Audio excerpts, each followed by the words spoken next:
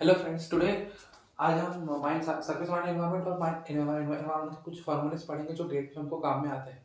Illumination का formula होता है। इल्यूमिनेशन मतलब कोई भी एक पॉइंट या लाइट जो माइंस में प्रेजेंट है उसका जो इंटेंसिटी से जो लाइट आ रहा है वो एंड वो ऑब्जेक्ट वो इन लाइट पे वो एरिया पे, तो उसका इल्यूमिनेशन निकालने के लिए फार्मूला है S by R square into cos theta, where S is your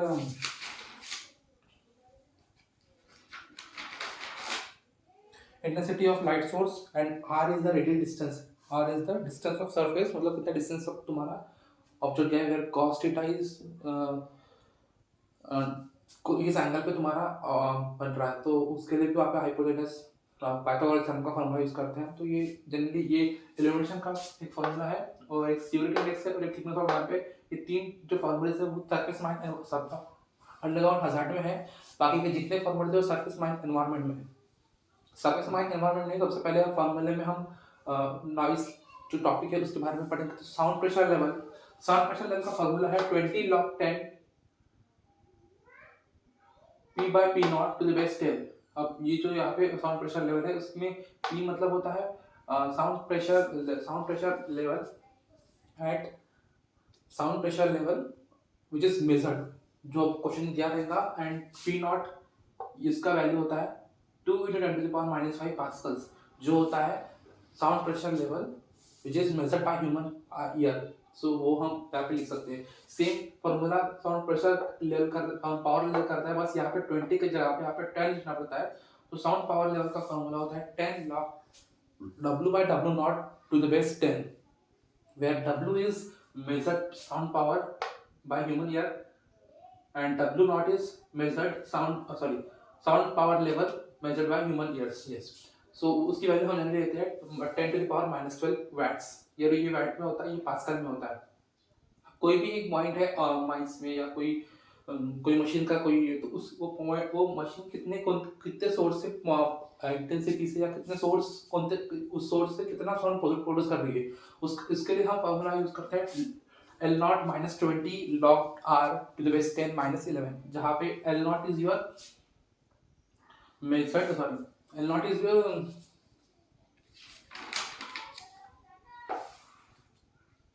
sound pressure level at any point, and R is the distance from which you are measuring your sound.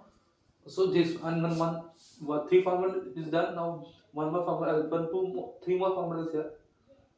Here L equivalent is equal to 10 log 10 log TR 10 to the power Li by 10 plus TR 10 to the power Li divided by 10 plus dot 10 to the power Ln divided by T10। सो ये चलते रहना, जितना आपको जितने instrument है, जितने machine के आपको साउंड प्रेशर दिए रहेंगे तो वहाँ पे आपको लिखना पड़ेगा। Li मतलब होता है साउंड प्रेशर लेवल और Ti होता है तुम्हारा कि टोटल टाइम कितना वो मशीन ले रही है। तो उसको निकालने के लिए हमको एक फॉर्मूला दिया है, that is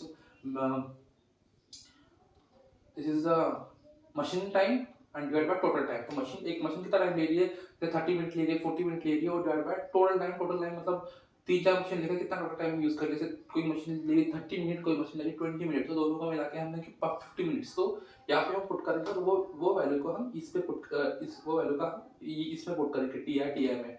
then total then ये होगा तुम्हारा इक्विवेलेंट साउंड लेवल कितना प्रोड्यूस कर रहा है वो मशीन के द्वारा। देन LDN का मतलब क्या होता है कि LDN मतलब equivalent noise level at day and night. D मतलब डे एंड मतलब नाइट। तो उसका फॉर्मूला है 10 log 15 by 24 10 to the power LD by 10 plus 9 by 24 10 to the power Ln plus 1 divided by 10 to the base 10। तो ये formula में जो दिया है LD और Ln, बस बाकी का तो पूरा लर्न ही करना है। LD मतलब sound pressure level at day night, जो एवरेज आपको निकालना पड़ेगा। अगर वो नहीं दिया होगा तो वो इस फॉर्मूले से हम ऐड करेंगे और उसका एवरेज लेंगे। जैसे 3 मशीन दिया तो डिवाइड बाय 3 करेंगे, 5 मशीन दिया तो डिवाइड बाय 5 करेंगे। और यहाँ पे Ln plus 1 that is night पे कितना साउंड प्रेशर प्रोड्यूस कर रहा है प्लस 1 करेंगे इसमें, बस उतना ही फर्क है।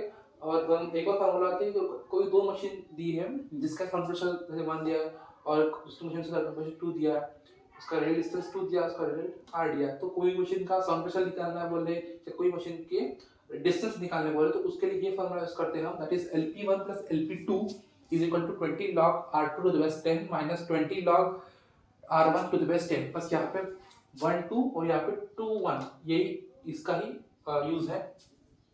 सो ये यहाँ पे LP है sound pressure level at single at first machine at first source, और LP2 है sound pressure level at second machine या second source is equal to, यहाँ पे R2 दिया है तो दैट इज सेम इसका, ये मशीन का जो डिस्टेंस दिया है ये, और R1 ये मशीन का रेडियल डिस्टेंस जो दिया that is distance of second first source, distance of second source machine. ठीक है, तो ये 5 फॉर्मूले हमने नॉइज के पढ़ लिया। अभी BOD के फॉर्मूले पढ़ते हैं हम। तो BOD 5, अगर 5 से का BOD आपको निकालने बोले तो उसके लिए फॉर्मूला यूज करते हैं हम DOI minus DOF divided by M, where DO is the dissolved oxygen of initial minus dissolved oxygen final divided by M। M का फॉर्मूला होता है VI by F। तो VI मतलब होता है वॉल्यूम इनिशियल में कितना रहेगा, VF मतलब वॉल्यूम फाइनल में कितना रहेगा जब वो मिक्सचर को आप ऐड करोगे।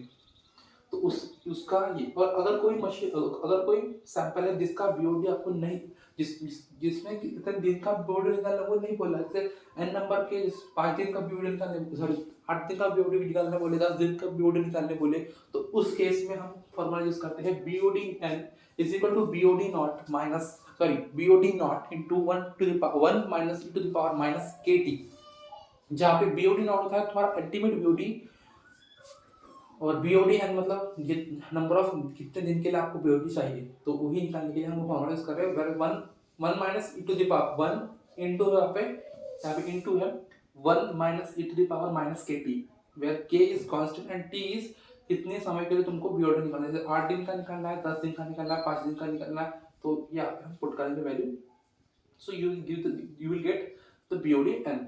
ओके, नाउ अभी जैसे कोई जैसे कोई BOD जा रहा है, जैसा कोई माइंस, कोई स्ट्रीम जा रही है या रिवर जा रही है जहाँ से वाटर, कोई इंडस्ट्री का पॉल्यूशन वेस्ट हमारे वाटर, सॉरी हमारे स्ट्रीम में या रिवर में मिक्स हो रहा है, तो उसका कंसंट्रेशन कितना हो रहा है ये मिक्सिंग एरिया में, उसको निकालने के लिए हम फॉर्मूला यूज करते हैं Q1 C1 plus Q2 C2 divided by Q1 plus Q2, where Q1 is initial flow rate and Q2 is final flow rate, or you can say Q1 is the flow rate at stream or river and Q2 is flow rate at polluted industry, and C1 is concentration at from stream and C2 is concentration from industries, plant, anything you can say जो condition में आपको question में दिया था वो। और generally Q1 तुम्हारा रहता है मीटर क्यूब पर सेकंड में, और C1 रहता है तुम्हारा मिलीग्राम पर लीटर में।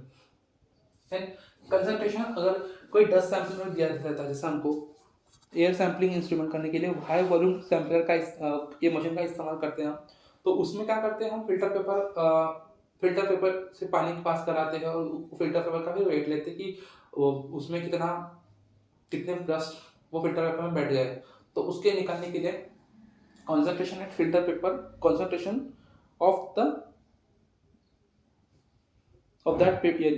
filter, उसको निकालने के लिए हम फॉर्मूला यूज करते हैं W2 minus W1 divided by Q, where W2 is final weight of filter paper जो मिलीग्राम में दिया होगा या ग्राम में दिया रहेगा, minus W1 that is initial weight of filter paper divided by Q is average air flow rate, कितने air flow rate पे आप वाटर हवा पास कर रहे हो वो फिल्टर पेपर में, या हवा भी यूज कर रहे हो या कहीं पानी का भी इस्तेमाल हुआ है, तो उसको निकालने के लिए Q1 plus Q2 divided by 2, where Q1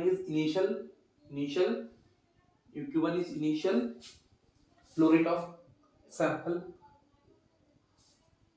initial flow rate, and Q2 is final flow rate, Q1 Q2. So this formula done. Now central frequency, ये बचा था इसमें। सेंट्रल फ्रीक्वेंसी का फॉर्मूला क्या होता है, √LFL माइनस FV, मतलब frequency at lower limit minus frequency at upper limit, lower than upper, so उसका फॉर्मूला था √FL माइनस FV। अब under FL minus FU. Okay. Now pH, generally pH निकालने के लिए हमको कुछ दिया रहता है, तो pH में जनरली हमको H प्लस आयन दिया रहता है या OH आयन दिया रहेगा, तो दोनों में से कोई भी दिया रहेगा, पर उसके लिए एक फॉर्मूला यूज करना पड़ता है H plus ion into OH minus ions is equal to 10 की पावर माइनस 14. सो pH निकालने के हमको मेन तो H प्लस आयन का ही काम पड़ता है, पर अगर कोई क्वेश्चन में OH दिया रहेगा तो ये फॉर्मूला यूज करके H प्लस आयन निकालेंगे, फिर वही H प्लस आयन हम ये वाला pH फॉर्मूला यूज करेंगे, तो pH का फॉर्मूला क्या होता है, pH is equal to minus log H plus ion the best thing. Okay, now severity index और ये वाटर टैंक का फॉर्मूला बनता है. तो एक सीवियरिटी इंडेक्स का फॉर्मूला क्या है, कितना सीवियरली क्या है तुम्हारा मैथ का सीवियरिटी इंडेक्स, वो हम निकालने के लिए कुछ फॉर्मूला यूज करते हैं. It is 50F plus S divided by total manpower into 10 to the power minus 6, where F is your number of fatalities and S is your number of serious body injuries. वो हुआ है वो year में divide by total manpower कितने, जैसे 300 दिन एक दिन में काम कर रहे हैं, तो 365 दिन कितने दिन में काम करेंगे, तो टोटल मैनपावर आपको एक साल का अगर निकालने बोले तो आप वो पुट करके ये फॉर्मूला लगा आप सॉल्व कर सकते हो. थिकनेस ऑफ वाटर टैंक का है H W to the power W under root divide by S. H मतलब height and width of the water tank, sorry height and width, water height of the water, और W होता है height and width of your water gallery whichever is more, जो ज़्यादा बड़ा है ना वही लेंगे हम, हाइट लेंगे या तो विड्थ लेंगे, दोनों में से कोई एक लेंगे. और S is your crushing strength. So these are some formulas which you have to remember while solving and while practicing and while making the numericals of mine environment and surface mine hazard subject for GATE mining. Thank you.